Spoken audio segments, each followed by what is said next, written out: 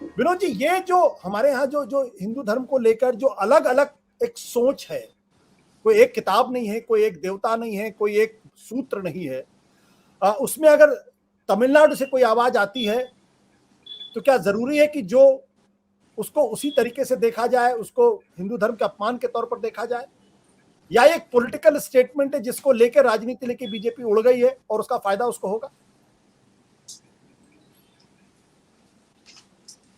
देखिए आशुतोष जी, political statement Udhayanidhi मारन का भी है, उदयनिधि स्टालिन का, और पॉलिटिकल स्टेटमेंट बीजेपी के नेताओं का भी है। हिंदू धर्म जो सनातन धर्म है, अगर हजारों साल से वो निरंतरता में है और लगातार उसका प्रसार भी हुआ, प्रचार, उससे कई धाराएं निकली, कई पंथ निकले, उसके भीतर अपनी एक व्यवस्था है कि उसके भीतर ही एक उसके तमाम सारे कुरीतियों के खिलाफ स्वर भी उठे और उनके उनको लेकर के बहुत अलग अलग पंथ भी निकले। भाई भगवान बुद्ध सनातन धर्म के ही तमाम जो कर्मकांड ब्राह्मणवाद था, कुरीतियां थी, उसके खिलाफ उन्होंने बौद्ध धर्म शुरू किया।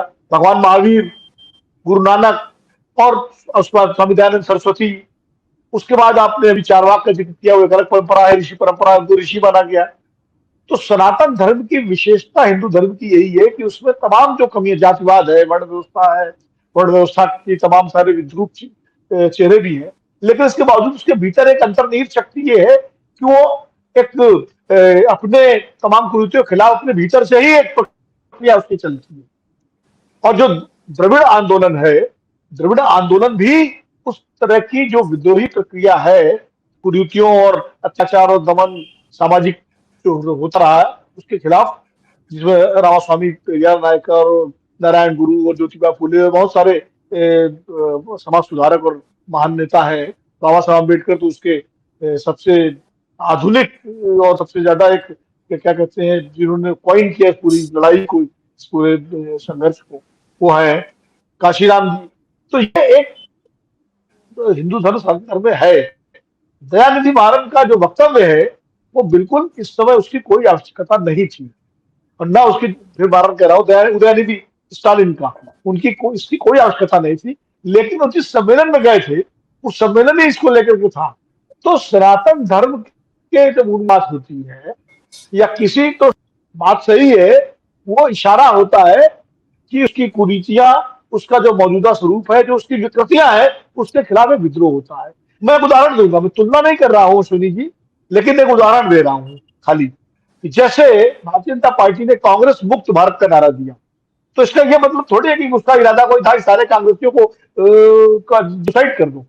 वो कांग्रेस की जो विचारधारा या कांग्रेस का जो उसके हिसाब से, भाजपा के हिसाब से, संघ परिवार के हिसाब से जो विकृत स्वरूप है, उनको जो लगता है, उसको उससे मुक्त कराने की बात कही होगी उन्होंने।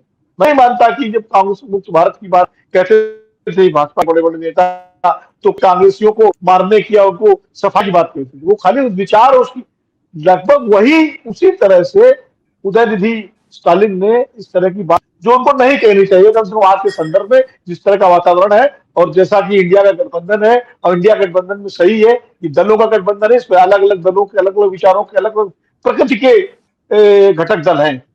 अब शिवसेना, वो बाला साहब ठाकरे की वारिस से, वो हिंदुत्व की पार्टी है, उसके आदर्श सावरकर है, उसके आदर्श जो है बाल ठाकरे जी है। जबकि तमिलनाडु में डीएमके के आदर्श रामास्वामी पेरियार नायकर हैं, अन्नादुराई है, ये सारे लोग हैं। तो इस तरह से मतलब अलग अलग वो है, और जो विरोधाभासी लोग रहे हैं, जो एक दूसरे के तमाम विचारों, लेकिन आज वो तत्कालीन परिस्थितियों के चलते एक गठबंधन बना है। कांग्रेस पार्टी है, उसमें अलग अलग वो है, जैसे कभी कांग्रेस के खिलाफ तमाम विचार, विरोधी विचारों वाले गठबंधन बना करते थे, जिसमें लेफ्ट भी होते थे, राइट भी होते थे, तो वो उस तरह का राजनीतिक गठबंधन बना है।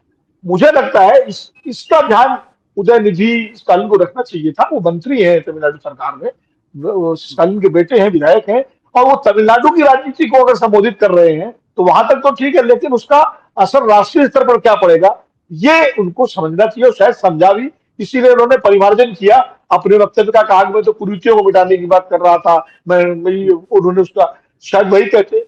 आज हमारे संवाददाता संपर्क किया डीएमके के तमाम नेताओं से बात करने के लिए, लेकिन कोई इस पर बोलने के लिए तैयार नहीं हुआ, न किसी चैनल में कोई आया। तो कहीं ना कहीं उनको भी एहसास हो रहा है कि उन्होंने शायद ये गलत नंबर डायल कर दिया। रही बात जो प्रश्न आशुतोष जी ने उठाया है या रविकांत जी ने, देखिए बाबा साहब अम्बेडकर ने जो कहा अपनी किताब में, वो तो इससे कहीं ज्यादा है। इन्होंने तो खाली एक वाक्य कहा, उन्होंने आंदोलन चलाया इसलिए। याद है जिन रैलियों में हम लोग कवर करने जाते थे, उसमें क्या क्या नहीं कहा जाता था, और साफ मंच से कह देते थे कि भाई यहाँ कोई मनुवादी सा अगर कोई व्यक्ति हो तो चला जाए, क्योंकि जो हम बोलेंगे उसको बर्दाश्त नहीं कर पाएंगे। ये बाकायदा मंच से कहा जाता था। और उसके उसी उसी बसपा के साथ 3 बार भारतीय जनता पार्टी ने गठबंधन किया, मायावती जी को मुख्यमंत्री बनाया। ये राजनीतिक गठबंधन या गठजोड़ या दबाव जी जी का है। आज बाबा साहब अम्बेडकर की सारी बातों को किनारे रख करके अश्विनी जी तो फिर भी बहुत कुछ बोल गए कि FIR हो जाती है, लेकिन अगर किसी आप और भाजपा के किसी नेता से बात करें तो वो नहीं बोलेंगे ये। अब अभी आप बात करिए स्वामी दयानंद सरस्वती की, सत्यार्थ प्रकाश पढ़िए, उन्होंने किस तरह से कुरीतियों पर और मूर्ति पूजा पर जो है चोट की है। अब वो मूर्ति पूजा पर जो चोट की है, तो स्वामी दयानंद सरस्वती और पूरे समाज को कैसे आप खारिज कर दोगे? तो ये भारतीय समाज की विविधता और उसकी जो विकास यात्रा है, इसमें इस तरह की तमाम चीजें होती रही है, होती रहेंगी, आगे भी होती रहेंगी। राजनीतिक दल, ये सही है, भाजपा को इस तरह का मुद्दा चाहिए था और उनको एक मुद्दा उदयनिधि स्टालिन ने दे दिया। भारतीय जनता पार्टी मध्य प्रदेश, राजस्थान, छत्तीसगढ़ के गांव में सारे इसका उपयोग करेंगे और लोकसभा को खींचेगी। अब ये कैसे इसका इंडिया गठबंधन अपने तमाम विरोधों के बावजूद कैसे मुकाबला करता है, ये उसको देखना है। एक बात मैं और कहूंगा, लेकिन सबके बावजूद आशुतोष जी, चुनाव जब होता है, मैं बस एक लाइन, चुनाव जब होता है उस वक्त कौन सा मुद्दा गर्म होता है और कौन सा मुद्दा मतदाता के मानस को झिझोड़ता है, उस आधार पर मतदान होता है। कोई जरूरी नहीं है कि आज ये मुद्दा गर्म है और जब मई 2024 में चुनाव हो या अप्रैल में या दिसंबर में हो इसके विधानसभाओं के, तब भी ये मुद्दा उतना ही गर्म रहे, इसकी कोई गारंटी नहीं। आप याद कीजिए, कर्नाटक के छोटे बजरंग दल और बजरंग बली को जोड़ दिया गया था, लेकिन उसका असर नहीं हुआ। तो ये मैं कह रहा हूँ कि राजनीति इस पे होगी और होती रहेगी। सत्य हिंदी का ऐप डाउनलोड करें गूगल प्ले स्टोर पर।